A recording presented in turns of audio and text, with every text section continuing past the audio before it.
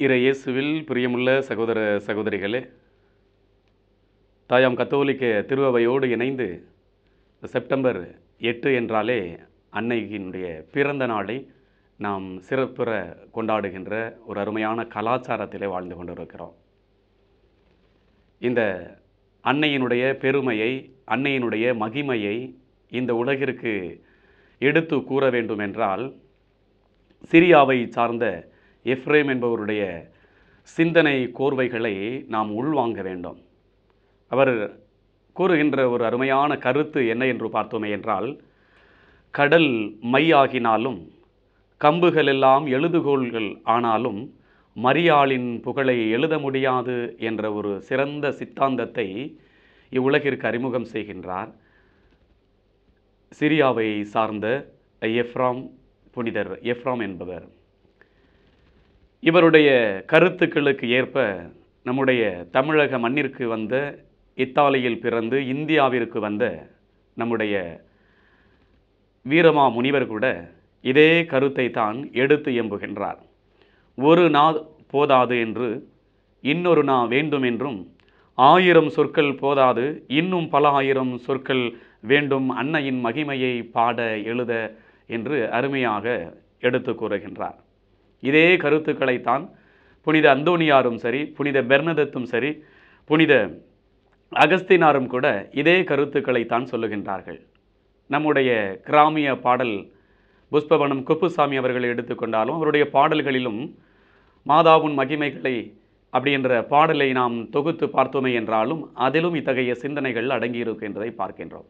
அன்னையினுடைய மகிமையை, அன்னையினுடைய வல்லமையை, அன்னையினுடைய அந்த பக்தி மார்க்கத்தை உலகிற்கு அறிமுகம் செய்ய இவர்கள் இப்படியெல்லாம் கூறியிருக்கின்றார்கள் என்றாலும், நமது தமிழக மண்ணிற்கு வந்து தேம்பாவணியை எழுதிய நமது வீரமாமுனிவர் ஒரு சில வாக்கியங்களை நாசுக்காக எடுத்து கூறுகின்றார் என்பதையும் பார்க்கின்றோம்.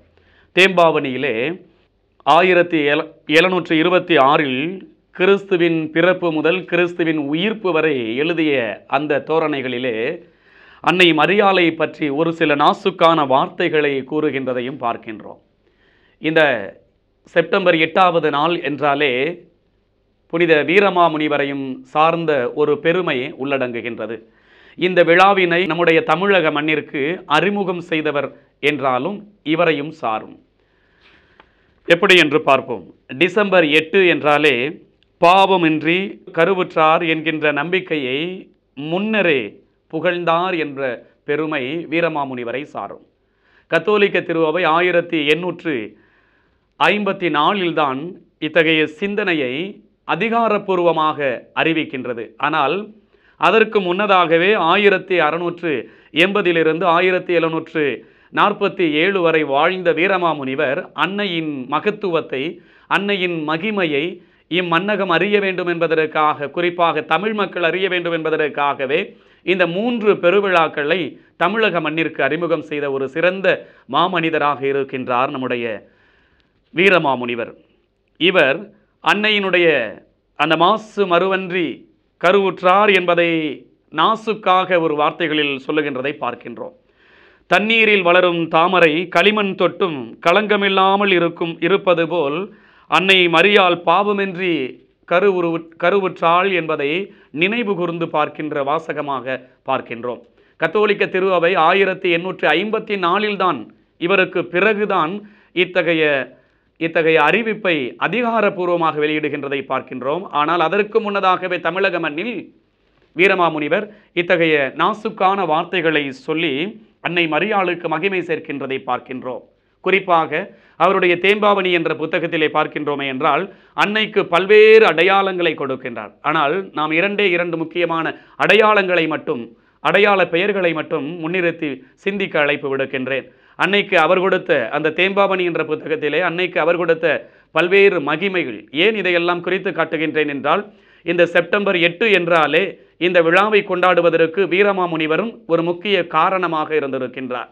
தமிழக மண்ணிற்கு அன்னை மரியாளினுடைய பக்தி முயற்சிகளை கொண்டு வந்து ஒரு தமிழச்சியைப் போல, ஒரு தமிழ் பெண்ணை போல அலங்கரித்து மக்கள் மத்தியிலே விசுவாசத்தை பரப்பிய, மனம் கமழும் அளவிற்கு விசுவாசத்தை பரப்பிய பங்கு நம்முடைய வீரமாமுனிவருக்கும் உண்டு. அவர் அன்னைக்கு எப்படியெல்லாம் எப்படியெல்லாம் அடைமொழிகளை கொடுத்திருக்கின்றார் என்று பார்த்தோமே என்றால், அழகின் தாய் அருள்மிகு அன்னை இயேசுவின் தாயும் மட்டுமல்ல, கிறிஸ்தவர்களின் தாய், உலக அனைவருக்கும் தாய் என்றும் கூறுகின்றார். தூய முத்தம், தூய மலர், தூய முத்து, தூய மலர், வெள்ளை தாமரை, ஒளி, இரட்சிப்பின் பாலம், குளிர்ச்சி தரும் நதி என்று பல்வேறு அடைமொழிகளை கொடுத்தாலும் ஒரு சிறந்த 2 அடைமொழிகளை மட்டும் நாம் சிந்திக்க அழைப்பு விடுக்கின்றோம். விடி வெள்ளி என்றும் வாடாத மலர் என்றும் அன்னைக்கு அந்த வார்த்தைகளை அடைமொழியாக கொடுத்து மகிமை சேர்ப்பது மட்டுமல்ல, அன்னையினுடைய பக்திக்கு உரமூட்டுகின்றதையும் பார்க்கின்றோம். இந்த விடி வெள்ளி என்ற வார்த்தையை பார்த்தோமே என்றால், அதிகாலையில் சூரியன் எழுவதற்கு முன்னதாக வானில் தோன்றுகின்ற ஒரு நட்சத்திரம் என்றால் அது விடிவெள்ளி. அதாவது இங்கு இந்த விடிவெள்ளி என்ற இந்த வார்த்தையை சற்று சிந்தித்து பார்த்தோமே என்றால் 2 முக்கிய கருத்துக்கள் இருக்கின்றது. அதாவது சூரியன் எழுவதற்கு முன்னதாக ஒளி கொடுக்கின்ற ஒரு நட்சத்திரம் என்றால் அது மார்னிங் ஸ்டார் என்று ஆங்கிலத்திலே கூறுகின்றார்கள், விடிவெள்ளி என்று கூறுகின்றார்கள். விடிவெள்ளி என்பது சூரியன் வருவதற்கு முன்னதாகவே ஒரு முன்னடையாளமாக, ஒரு முன்னுதாரணமாக சுட்டிக்காட்டுகின்ற ஒரு வார்த்தை. அப்ப இயேசு கிறிஸ்து இவ்வுலகிற்கு வருவதற்கு முன்னதாக ஒரு விடிவெள்ளியாக இருந்து அன்னை செயலாற்றுகின்றார். ஒரு முன்னடையாளமாக இயேசு கிறிஸ்துவின் வருகையை குறித்து காட்டுவதற்கு இந்த செப்டம்பர் 8ஆம் தேதி நாம் கொண்டாடுகின்ற விழா ஒரு அர்ச்சிப்பின் விழா, ஒரு வரலாற்று நாயகனின் வரலாற்றை சுட்டி காட்டுவதற்காக அவர் வர இருக்கின்றார் என்பதன் முன்னடையாளமாக இயேசு கிறிஸ்துவை சூரியனாகவும் இந்த விடிவெள்ளி அன்னை மரியாளாகவும் ஒப்பிட்டு காட்டுகின்றார். அப்படி என்றால் இயேசு கிறிஸ்துவின் வருகையை அறிவிப்பதற்காகவே அன்னை மரியாள் இறைவனால் தேர்ந்தெடுக்கப்பட்டு இத்தகைய விழாவை செப்டம்பர் 8ஆம் நாளிலே நாம் கொண்டாட வேண்டும் என்பதை குறித்து காட்டுகின்றது. அப்ப கிறிஸ்து இயேசுவினுடைய முன்னடையாளமாக விடிவெள்ளியாக அன்னை மரியாள் திகழுகின்றாள் என்பதையும் சுட்டி காட்டுகின்றார். 2வது வார்த்தையை பார்த்தோமே என்றால் வாடாத மலர் என்பதை சுட்டி காட்டுகின்றார். இந்த வாடா மலர் என்பது அன்னைக்கு கொடுக்கப்பட்ட அருமையான ஒரு பெயராக, அடைமொழியாக நாம் பார்க்கின்றோம். இந்த அருமையான தருணத்திலே ஒரு மலர் வாடாமல் இருக்கின்ற அந்த மலரை நாம் பார்க்கின்றோம் என்றால் இறப்பு தன்மை, அந்த இறக்கும் தன்மை அவற்றில் இல்லை என்பதை நிர்ணயம் செய்கின்றது. அதனால்தான் அன்னை மரியாளுக்கு மரியாள் என்ற பெயரை சூட்டி என்றும் மரிக்காத ஒரு தாய் என்பதை நினைவூட்டுகின்றார். அன்பிற்குரியவர்களே, இந்த விழாவை கொண்டாடுகின்ற ஒவ்வொரு கத்தோலிக்க கிறிஸ்தவர்களும் வீரமாமுனிவரின் வார்த்தைகளை உள்வாங்கி நாம் பயணிக்க வேண்டும். இன்று இந்த விழாவை தாயம் கத்தோலிக்க திருஅவையோடு தமிழக மண்ணில் நாம் கொண்டாடி கொண்டிருக்கின்றோமே என்றால், கத்தோலிக்க திருஅவையோடு இணைந்து வீரமாமுனிவரின் பக்தி முயற்சிகளிலும் இணைந்து நாம் கொண்டாடி கொண்டிருக்கின்றோம். இன்றும் இந்த மண்ணிலும் ஆண்டவர் இயேசு கிறிஸ்துவின் பெருமையை அன்னை மரியாளின் வழியாக உலகிற்கு அறிமுகம் செய்ய இவ்விழா ஒரு அருமையான அருளையும் ஆசீர்வாதத்தையும் பெற்றுத்தரும் விழாவாக இருக்கின்றது. நீங்களும் நானும் இத்தகைய விழாவில் பங்கு பெறுகின்ற பொழுது நீங்களும் நானும் ஒரு விடிவெள்ளியாக இருக்கின்றோம்.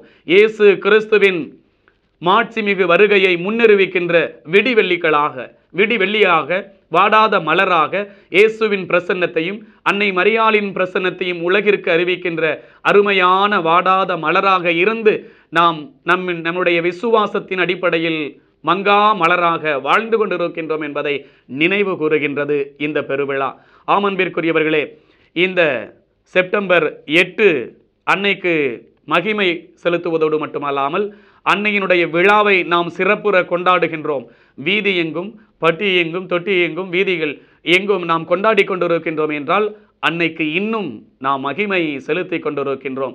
அன்னையை விடிவெள்ளியாக, வாடாத மலராக, வாடாத மலரின் முத்துக்களாக நாம் இருக்கின்றோம் என்பதை சிந்தித்து செயலாற்றுவதற்காக கத்தோலிக்க திருவையோடு இணைந்து இந்த விழாவை கொண்டாடி கொண்டிருக்கின்றோம். இப்படிப்பட்ட அருமையான தருணத்திலே வீரமாமுனிவர் இம்மண்ணிற்கு கொண்டு வந்த அந்த விசுவாசத்தை வித்தாக நாம் இன்றும் கொண்டாடி பெருமகிழ்ச்சி அடைகின்றோமே என்றால், அவர் கொண்டு வந்த அந்த விசுவாசத்தை இன்னும் அணையாத விளக்காக காத்து வழிநடத்தி கொண்டிருக்கின்றது கத்தோலிக்க திருஅவை. நாமும் அவற்றில் இணைந்து அத்தகைய அருளையும் ஆசிரையும் பெற்று வாழ வளர வேண்டும் என்று கத்தோலிக்க திருஅவை இந்த விழாவை நினைவு கூர்ந்து கொண்டாடுகின்றது. நாம் கொண்டாடுகின்ற பொழுதெல்லாம் அன்னையினுடைய விசுவாசத்தை இன்னும் மனம் கமல செய்கின்றோம் என்பதை நினைவுறுத்தி கொண்டாட இத்தகைய விழா வாழ்த்துக்களோடு நான் இத்தகைய செய்தியை நிறைவு செய்கின்றேன். நன்றி.